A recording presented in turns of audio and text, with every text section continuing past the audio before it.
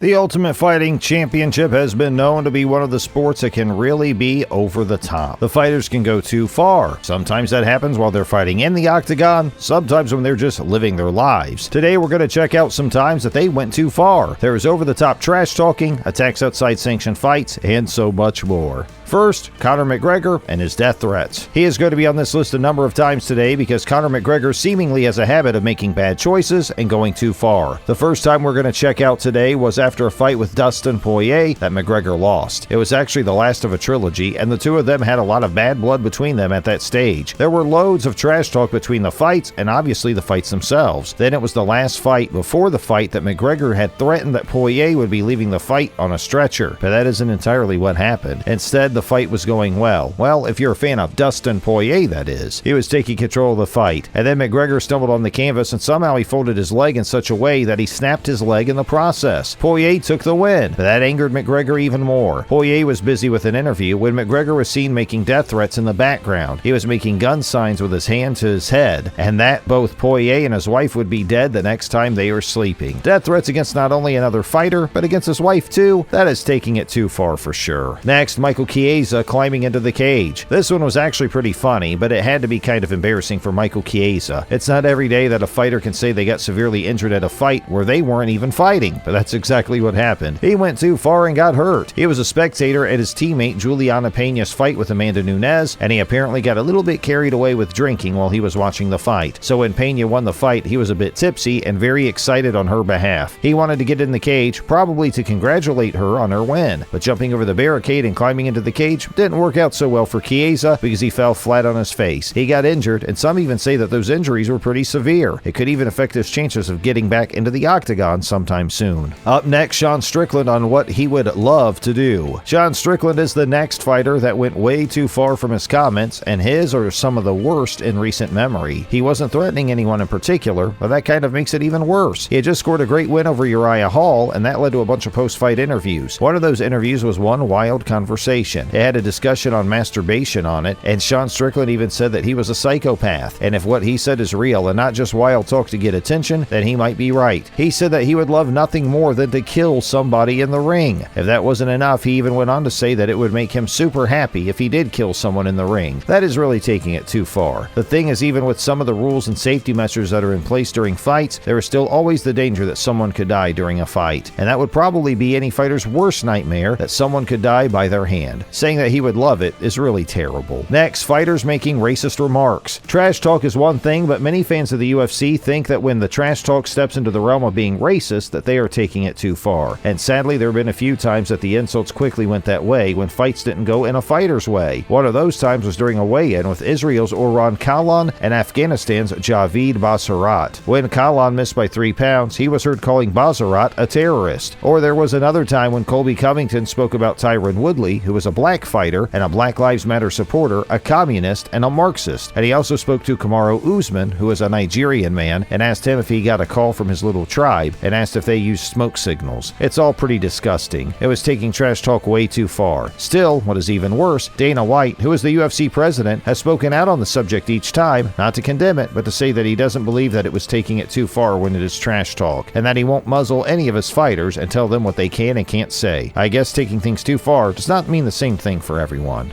Do you think these fighters went too far? Share your thoughts with us in the comments section, but don't go anywhere. We still have a bunch of moments where UFC fighters went too far coming up. We will check out the moment that almost landed a fighter in jail. We will see a fighter getting super personal in the trash talk, and so much more. So stick around and hold on, because some of the most mind-blowing moments are still on the way. Now, Colby Covington and the bad blood with Dustin Poirier. Colby Covington is clearly another fighter that really doesn't care what he says or does. Fighters are always trash talking each other, but there's a lot of bad blood between Covington and Poirier, and it looks like Dustin might be someone that Colby genuinely can't stand. They used to fight out of the same gym and they were friends, but that completely changed. Issues with the gym seem to lead to bad blood between the two fighters. Recently, Covington has tried to get Poirier to go up in weight class so the two of them could face each other in the octagon. It sounds like he really wants to try and beat him up. Covington has talked a lot of trash and tried to get a response from Poirier. He has called him a coward and a lot more, saying that Poirier has said that he could take him in the streets, but that he wouldn't move up in a weight class, a class that he is supposed to be in most of the time anyway. But this is all just normal trash talk. Nothing mind-blowing and nothing out of the normal. It was what he said next that he really went too far.